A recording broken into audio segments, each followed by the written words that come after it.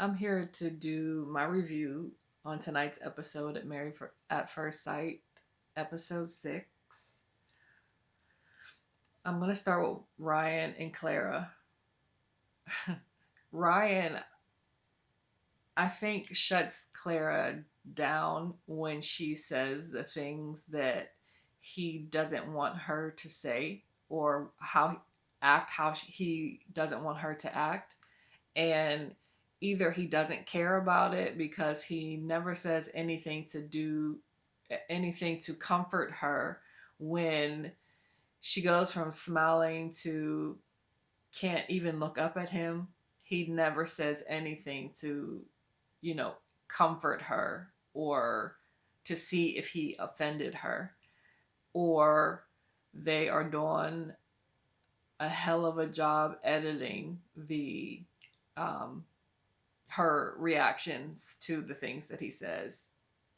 I thought it was funny when she said Ryan doesn't want me to speak on our sexual relationship, um, but then says, but we have been physical. Wink, wink. Girl, you told us without saying, yes, we've had sex. You shouldn't have said anything. Or you didn't have sex, but you did do something, and now we automatically assume that it's sex. Haley and Jacob, I was happy when I found out that they had sex because that was, to me, another step forward into her giving her all into this marriage. And then when she said she's starting to like him, I'm like, okay, he must have really gave her the D. And I'm like, he's going to be able to get her to watch all the 80s movies now. To later on, after after the dinner, there's something missing. And it's like, yeah, there's a lot missing because you went from, liking him earlier in the day to just not sure about it anymore. So a lot is missing, actually. Virginia and Eric, Thursday, Friday, and Saturday, girl, really? Really? Who in the world, what husband is going to want to let you go out and do that? Not saying let as, he's trying to stop her, but it's not going to it's not going to last long, him not trying to stop her, because he's going to get tired of her being drunk those 3 days out of the week, and it's going to take away from time that they should have together. But he is trying to uh hang with her as far as the drinking during their honeymoon, because at the men's group what activity, he was a white boy wasted. He could barely keep his eyes open. He couldn't form good sentences, and it when it was his turn to talk, he just kept, getting quiet or not being able to put it into words. But then when everybody else would talk, then he wouldn't stop interrupting them.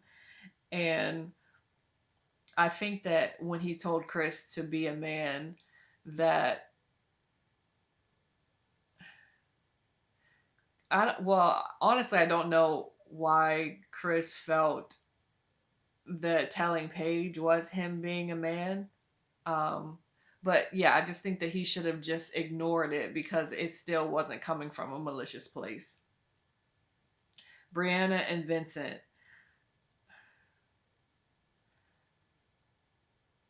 I don't sweat the small stuff. Like, because somebody isn't getting ready when you're getting ready, or chooses not to be on time, if y'all are not going to the same place, why the hell do you care?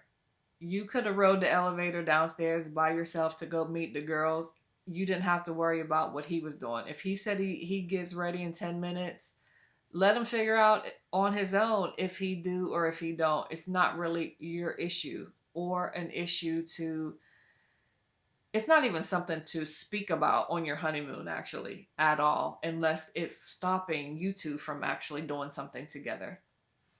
The face wipes, when he told you that he just washes his face with, or not even washes his face, puts water on his face, but then you wanted him to use the face wipe. If that was me, I would have slapped it out of her hand down on the ground with the soap that I dropped down there. I said I only put water on my face before I go to bed. That's that. It ain't your face. The group outing, the daytime group outing, um, I think the way Chris speaks to women is disgusting. Um, Obviously, he hasn't found a woman with a brother, or no, no, no, not, they didn't have a brother.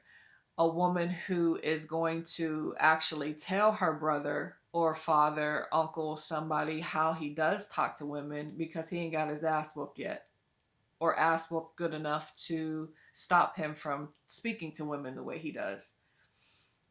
I don't think that Virginia asking him if he's sure he was the father of the child was being disrespectful, because I'm sure that every one of them were thinking how you were out, were okay, well, were you out have messing with someone, or just the whole situation being crazy, knowing, I guess, the timeline of, trying to audition for the show and how long it takes, and then now you have this baby. But I'm surprised that Paige isn't the one who asked the question, because how can you be 100% sure that this woman you claim you only slept with 6 weeks ago and before then when you were together, which is a bull lie. Um, yeah, how do you know that you're 100% the child's father? And why would you, why, why are you so mad at Virginia for asking that question?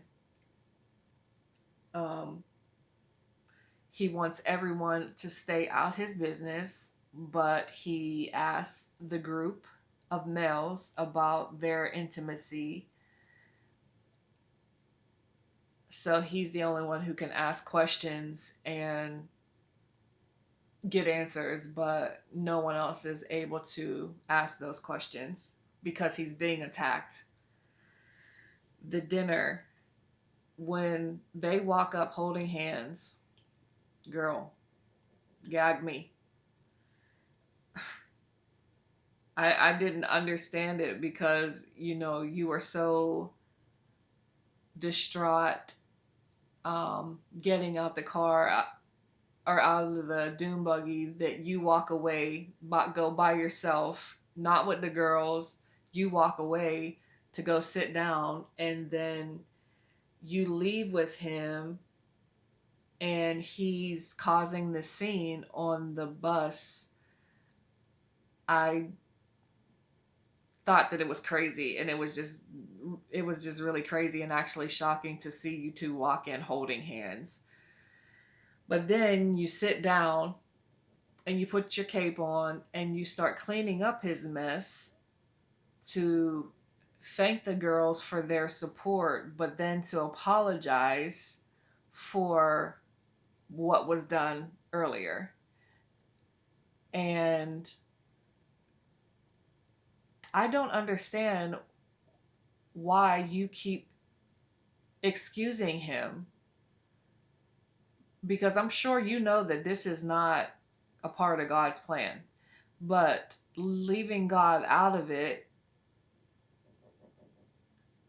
your self esteem seems to get lower and lower every episode. And I mean, well, yeah, 6 episodes, but still, we're only like 4. No, actually, kind of only 3 episodes, only 3 real episodes of you guys being married. Every week you seem to like get kicked down 10 notches. Like, it's, I don't know what this dude is doing to you when the cameras aren't rolling.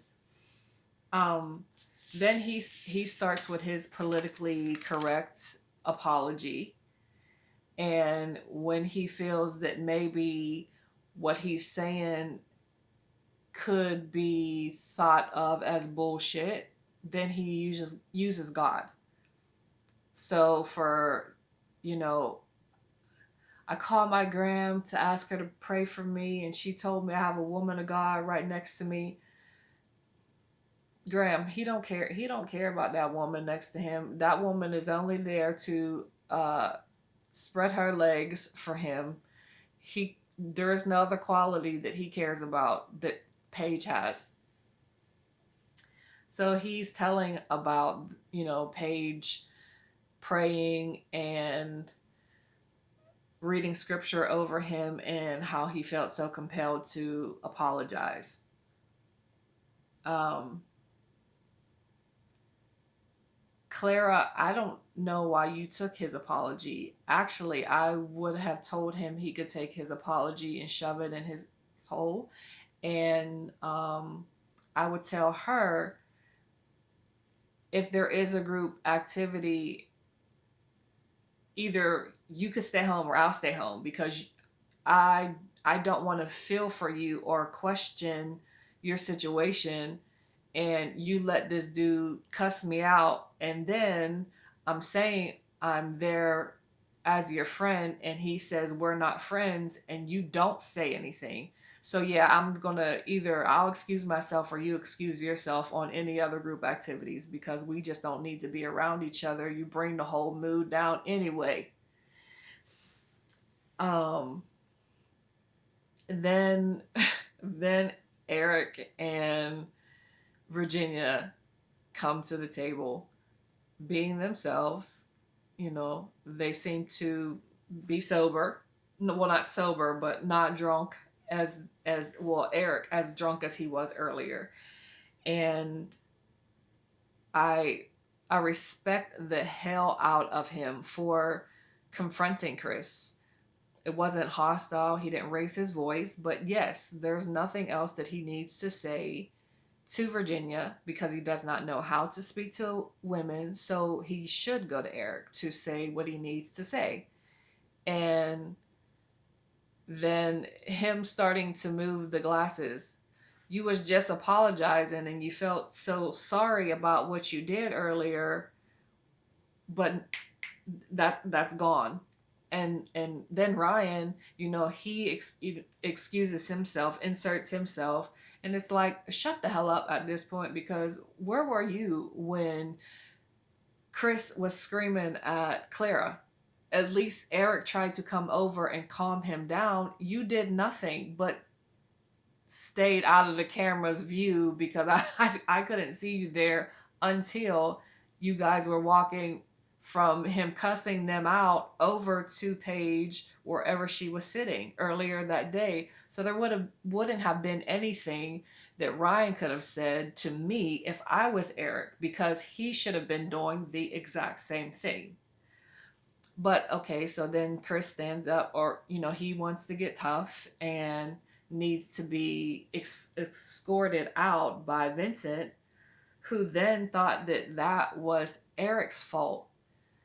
He apologized to y'all. He didn't apologize to Eric and Virginia, and he had no intentions of apologizing, because if he did, he could have just said, I respect the way that you feel. I do apologize for what happened earlier. I hope that we won't have to speak on this again. I don't want y'all in my business. And if we can agree, that you'll stay out of my business, it's going to be dead right here. But he wasn't sorry. And because he was sorry to y'all, that doesn't mean he was going to give that same apology to them. And Eric didn't say anything wrong. He said as a man, what he should have said. And he should have been respected by every other man at the table for doing it. So we get to the next morning of the day that they are going home. And um, I feel sorry for every time Paige asks a question, it seems like he hits her with the hardest blow. He never tries to, you don't have, like, you don't sugarcoat, like, when someone's doing something to you, but you do try to soften the blow when you're so, someone is asking you a question, someone you know claim to care somewhat about is asking a question. She shouldn't get the dirtiest answer that you could think of. I mean, you, like, censor yourself somehow, and I don't mean like explicit, like sexual type dirty, like, choose your words a lot better towards someone who you told you weren't attracted to. Now she's agreed to be the stepmama. Like, you don't you don't ever try to or think of her feelings before you speak. um so when he says he doesn't want his baby to, or his, another man to raise his child, and he thought about and had the conversation about possibly getting back together or thinking about them getting back together. Um, Me, first of all, I would have said, when the hell are you having these conversations? If she waited 6 weeks to tell you she was pregnant, she could wait another week until we get home off this honeymoon that was already ruined by you and her's nonsense. When did y'all speak about this? During our honeymoon. And when he tells her these all these hurtful things, she always gets up and leaves, goes, I guess, and regroups, and then comes back and, sits herself down to listen to, or still try to make this man realize, we're married, I'm here with you, I decided to stay with you, but now you're telling me that you thought about getting back with her. What is it going to take for you to realize that you being the word husband, wife, marriage, none of those matter to him when it comes down to himself. He's selfish, and whatever's going to make him happy is what he's going to do. It doesn't matter if he's married, if he's not. I mean, it's really not going to matter. And when you when you say, what he said to you was something totally different than the apology he gave, you keep watching the apology or listening to the apology instead of watching the person's actions that is giving you the apology. If if he tells you he's not sexually attracted to you and then apologizes, you still let him have sex with you, and I'm sure they've still been having sex all the whole honeymoon, and then he tells you he's having a baby, and he apologizes, so then you decide to stay with him. Now he tells you that, yeah, I thought about getting back together with her, me and her, we had the conversations, and then he tells you he still loves her. You leave, come back and sit down on the bed. Girl, you're doing the wrong leaving. You need to be, next time that you leave, your clothes better be packed in a suitcase, leaving his ass for good, period. Not a break. Leave. Get going. Get going. And it's so crazy to me because I want to feel, well, I don't anymore, but I did feel sorry for you, but you keep allowing this man to keep putting you through this nonsense. And your comment, like, he took an innocent person and dragged her through the mud. No, girl.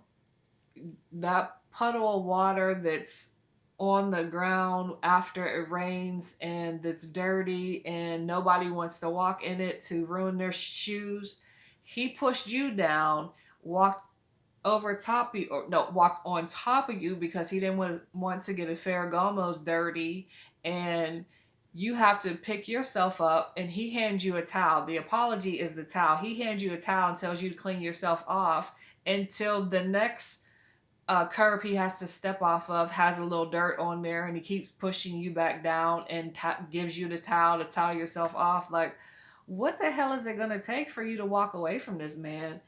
I And then to hear, or allegedly, that you did stay with him just makes it all worse, because we're watching we're getting pissed off for you, and you still stayed with him. But